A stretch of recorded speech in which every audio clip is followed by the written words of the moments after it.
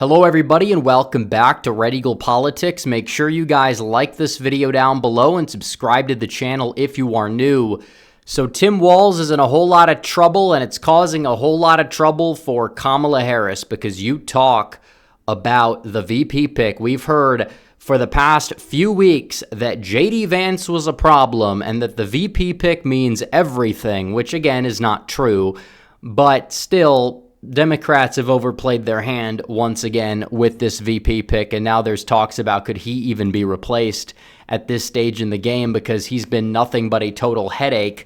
I mean, he goes out there, he doesn't even know how to present himself. Is he like this well-mannered, man of decency, or is he somebody that perpetuates some, fake nonsense about his VP opponent that is very not so family friendly, because it seems like he doesn't know how to navigate the national scene already. He might figure it out. I mean, JD Vance, when he first stepped on, he didn't fully come into his own yet, but Tim Walz is somebody that's got a lot of baggage.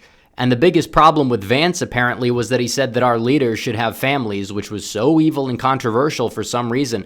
But Tim Walz falsely claimed that he fought in Afghanistan. He never fought in Afghanistan.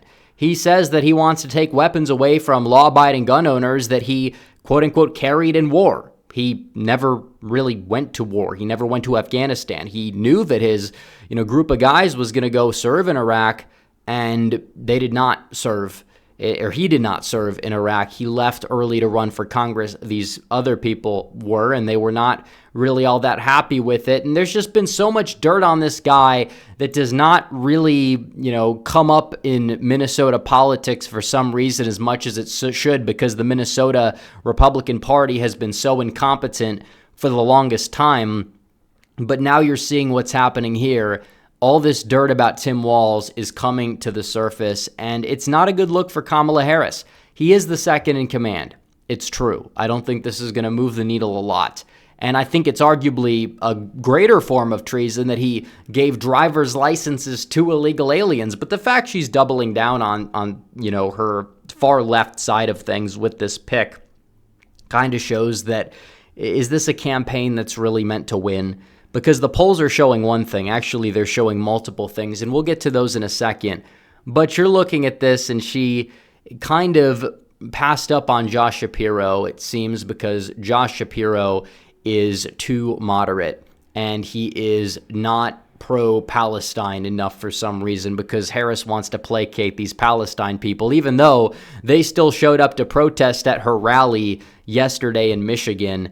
It's a mess. But her support, I do continue to believe, is largely astroturfed, and the polls are showcasing some response bias, but not all the polls are showing the same thing, and that's important. You got a tale of two sets of polls right now, and we'll see how it shakes out. And that doesn't necessarily mean that there's zero criticism for how, people on the right have been handling this, because there is, to be fair, but still, something is not fully organic about this shift. Joe Biden, he was trailing in the polls by over 3 points when they pulled him aside and said, Joe, you're done. We'll hit you with the 25th Amendment if you stay in, because you can't win. So we're going to replace you with Harris, who at the time had lower favorables and similar unfavorables. And they were just going to do everything they could to astroturf this into some form of energy, to energize the Democrat base, to possibly see if they could save, some sort of face, whether if it was certain down ballot races or just try to really throw a Hail Mary. And the polls are showing that so far it's working. Now, it is a honeymoon phase, a honeymoon period, and a lot of polls are full of response bias. And we've seen it in the past every summertime, going all the way back to the 1980s, Democrats have led. I mean, even Mondale and Reagan were neck and neck in July of 1984, but every August since 88, Democrats have had a sizable lead. And that doesn't necessarily mean they've won. In fact, they've, won about half of those elections since then. But you look at this, and it's like, how can some of these polls add up? We saw a poll yesterday at a Marquette that in the likely voter sample was Harris +6. And then when you put it in the full field, it was Harris +8. That's not necessarily a poll that should be taken with anything more than a grain of salt. If people want to say Rasmussen should be taken with a grain of salt, which I kind of agree with at times, then Marquette should also be taken with a grain of salt, because how can Kamala Harris be leading by 8 nationwide, but their Wisconsin poll, keep in mind Wisconsin polls usually underestimate Trump by a lot. They show Trump winning it. It does not make sense. It does not add up. CNBC, you look at this poll, Democrat internal aligned, Trump +2. How does that exactly add up? Because that's a poll that's similar to the polls that we've been seeing, that we were expected to see. I think Harris has gained, but keep in mind she is in the honeymoon phase. But some of these polls that show Harris by 4, Harris by 6, even some of them showing Harris by 3, a lot of these polls, tend to have that left lean. Many were not showing Biden up by a whole lot. We don't have Forbes in the aggregate. There's several polls that have fallen out of the aggregate that would be more favorable if they were to re-enter the aggregate for Republicans. There's no Fox poll in there, even though that's not usually always going to be Republican favorable, despite Fox's perceived lean. But you're looking at this and it's like Harris is leading. Okay, that's one thing. She's not leading by enough to win the election in the Electoral College. She's not leading in any swing states for the most part either. And the polls are just contradictory. There's no way all of them can be accurate. We'll see what happens as, things go down the stretch, but there's so much stuff she's not being hit on, period. And I don't know if this, is a sustainable thing when you look at Harris's favorable rating. There's no way that it spiked up to 44 from, 35, 36 in February. It definitely went up because she's going to be the nominee. Democrats are coalescing behind her, which also means that the DNC is probably going to have less of an impact. We'll see if it's going to be a disaster with all of the potential protests that could be taking place there. But you look at the unfavorables dropping, that's what I don't really buy.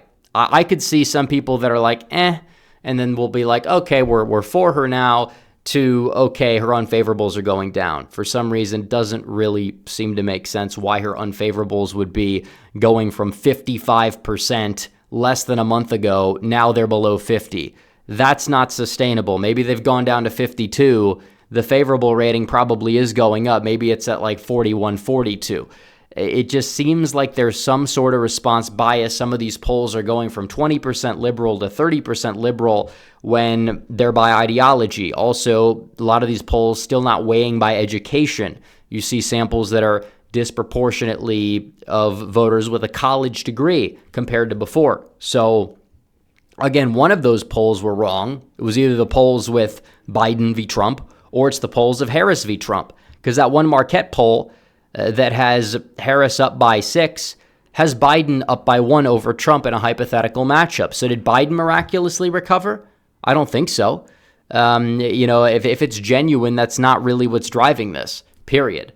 Some people will say, well, it's Trump, but they can't even deduce what Trump has exactly said that's so controversial lately. He's getting more negative media coverage, that's true, but his favorables are like at 45%, 44 to 45. His unfavorables are basically, this has got to be a record low going all the way back to 2022, when he wasn't really quite in the media and when the economy was just going full tank mode.